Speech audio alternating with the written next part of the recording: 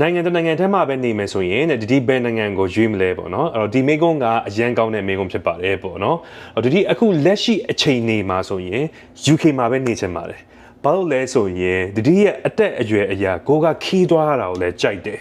freedom ကိုလည်းတဘောကြတယ်အဲ့တော့ UK မှာနေချင်းအပြင် Europe နိုင်ငံတွေကြိုက်တဲ့နိုင်ငံကိုတော့လင်းတနိုင်လောက်စီးရင် Europe နိုင်ငံတွေကိုရောက်တယ်ဂျာမနီလားအီတလီလားဆွစ်ဇာလန်လားဘယ်လ်ဂျီယံလားနယ်သာလန်လားပိုလန်လားဖင်လန်လားပေါ့နော်တွားလို့ရတဲ့နေရာတွေအများဆုံးအများကြီးပဲပြီးရင်ကိုတွားခြင်းတဲ့မြို့တစ်မြို့နဲ့တစ်မြို့ရထားစီးသွားအဲ့တော့အလွယ်တကူခီးတွားလို့ရတဲ့အတွက်ကြောင့်မို့အခုအသက်အရွယ်မှာဒီမှာနေရတာကိုကြိုက်တယ်ဒါပေမဲ့ဒီအသက်16နှစ်နဲ့18နှစ်ဝန်းကျင်တုန်းကဆိုရင်စင်ကာပူမှာနေခဲ့ရတာကိုသဘောကျတယ်ကိုစင်ကာပူမှာကျောင်းတက်တုန်းကဆိုရင်သူတို့နိုင်ငံကတေးပြီးမှစီကန်းရှိတယ်စီကန်းရှိတဲ့အခါမှာကိုကသူတို့နိုင်ငံရဲ့စီကန်းအတိုင်းလိုက်နာရတယ်လိုက်မနေဘူးဆိုရင်ဒါထောင်တန်းနေလဲကြားနိုင်တယ်ပြီးရင် fine နဲ့လဲကောက်ခံရမယ်ပေါ့နော်အဲ့တော့အဲ့ဒီ discipline ရှိရမယ်ဆိုတော့habit လေးတစ်ခုကိုကိုကလမ်းနေရတယ်ပြီးတော့ပြီဆိုရင်သူတို့နိုင်ငံကတေးတော့ညာလဲ efficient အရင်ဖြစ်တယ်ပေါ့နော်အဲ့လိုမျိုး efficient ဖြစ်ဖို့ဆိုတာကလေသူတို့နိုင်ငံမှာရှိတဲ့လူတွေကတယောက်နဲ့ပြိုင်ဆိုင်မှုတွေအများကြီးရှိရတယ်အခုဒီစင်ကူမှာနေတဲ့တူတွေဆိုရင်တတိထားမိမှာပေါ့နော်အဲ့တော့ကိုကအမြဲတမ်းအလုပ်ထဲမှာတော့မှကိုကပြိုင်ဆိုင်ရတယ်ကျောင်းမှာလည်းပြိုင်ဆိုင်ရတယ်ပေါ့နော်အဲ့တော့အလောက်ပဲမဟုတ်လူမျိုးရေးအရာတော့မှပြိုင်ဆိုင်ရတယ်ပေါ့နော်စင်ကာပူရီယန်တွေဆိုရင်ဒါ Burmese တွေကိုမကြိုက်ဘူး Chinese တွေကိုမကြိုက်ဘူး Filipino တွေကိုမကြိုက်ဘူးပေါ့နော်ဒါတကြီးတို့ဟိုလွန်ခဲ့တဲ့10နှစ်လောက်တော့ကျောင်းတက်ခဲ့တော့ပေါ့နော်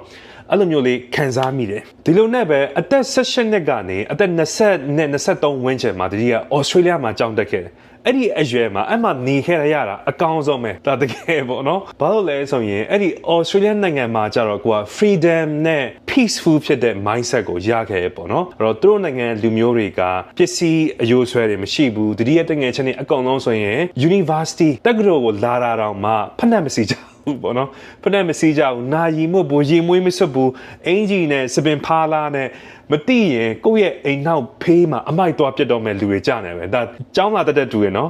University မှာပေါ့နော်အဲ့တော့တချို့သူတွေဆိုမတိဘူးဆိုရင်ပင်လယ်ကမ်းခြေမှာရေကူးမှအခုချက်ချင်းကျောင်းခန်းထဲကိုရောက်လာလို့မျိုးပဲပေါ့နော်အဲ့လိုမျိုးလူတွေအများကြီးပဲအဲ့ဒါကိုကြည့်ချင်းအားဖြင့်တတိကဒီ Australia မှာကျောင်း၄နှစ်တက်ခဲ့တော့မှဆိုရင်ဒါတတိရဲ့ဘဝမှာအပျော်ရွှင်ဆုံးအချိန်ပဲဘာလို့လဲဆိုရင်လုံးဝ peaceful ဖြစ်ပြီးမှ life balance ဖြစ်နေရပေါ့နော်ဒီလိုနဲ့ပဲအခု UK ကိုရောက်လာတဲ့အခါမှာအစပိုင်းမှာမပြောဒါဒီပုံနေပြောပါဘောနော်ဒါပေမဲ့အခုနောက်ပိုင်းမှာကိုကပိုပျော်တက်လာတယ်ဒီက culture နဲ့ fit ဖြစ်သွားတဲ့အတွက်ကြောင့်မို့ပေါ့နော်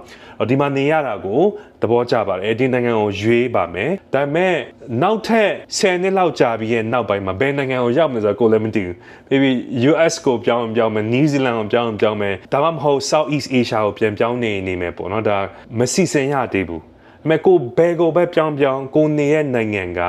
ကိုရဲ့ future အတွက်ပေါ့နော်ကိုအနာဂတ်အတွက်အခွင့်အရေးရှိတဲ့နိုင်ငံဖြစ်ဖို့လိုတယ်နံပါတ်1ကိုပြောင်းမဲ့နိုင်ငံမှာ English စကားပြောနိုင်တဲ့သူတွေရှိရမယ်ပေါ့နော်ဒါတတိယနိုင်ငံခြားသားတွေနဲ့အလုပ်လုပ်ရတာများတဲ့အတွက်ကြောင့်မို့ပေါ့နော်နောက်တစ်ခုကတော့ကိုကြိုက်တဲ့ culture နဲ့fit ဖြစ်ဖို့လည်းလိုတယ်ပေါ့နော်ဒီအသက်ကြီးလာတဲ့ခါမှာတော့လုံးဝလူအရက်များတဲ့နေရာမှာမနေချင်ဘူးအေးအေးဆေးလေးဒါကိုက peacefullyနေချင်တယ်ပေါ့နော်ဒါ investment တွေလုပ်မှာပေါ့နော်အဲ့တော့အနာဂတ်မှာတော့ဒီဘယ်နိုင်ငံမှာနေမလဲဆိုတော့မသိသေးဘူးပေါ့နော်ဒါပေမဲ့တေချာတာကတော့ကိုယ့် mental peace ပေးနိုင်တဲ့နိုင်ငံပြီးတော့ပြီဆိုရင်ဒီ stability ရှိတဲ့နေရာမှာဒီနေချင်ပါတယ်ပေါ့နော်အဲ့တော့ဒီဗီဒီယိုကြည့်တဲ့မိတ်ဆွေဆိုရင်ရောကိုနိုင်ငံတနိုင်ငံပြောင်းနေခွင့်ရမယ်ကမ္ဘာပေါ်မှာတနိုင်ငံပြောင်းနေခွင့်ရမယ်ဆိုရင်ဘယ်နိုင်ငံမှာနေချင်လဲ comment မှာရေးခဲ့ပါ